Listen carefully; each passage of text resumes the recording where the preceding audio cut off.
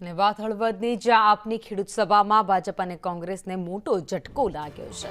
300થી વધુ ભાજપ અને કોંગ્રેસના આગેવાનો જે આમ આદમી પાર્ટીમાં જોડાયા છે। ધારાસભ્ય ગોપાલ ઇટાલિયાની હાજરીમાં જ તેઓ આપમાં જોડાયા છે।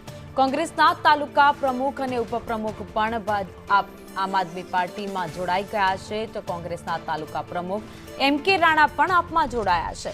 તો ઉપપ્રમુખ ભરત ખેર ભાજપ કાર્યકર્તાઓ આમ આદમી પાર્ટીમાં જોડાયા છે। ધારાસભ્ય ગોપાલ ઇટાલિયાએ ત્યાં આકરા પ્રહાર પણ કર્યા।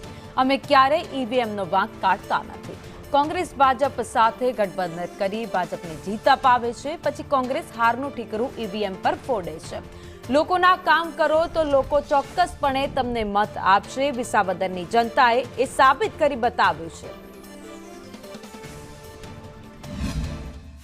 પાર્ટી જનતાના સ્નેહ અને લાગણીથી હાલતી પાર્ટી છે।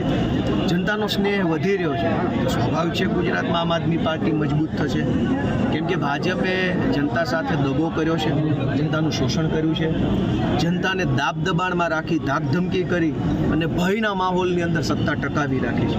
પણ એ ભયનું તાળું વિસાવદરની જનતાએ તોડી નાખ્યું છે અને સત્તાની ચાવી વિસાવદરવાળાએ ગુજરાતની જનતાને બતાવી દીધી છે।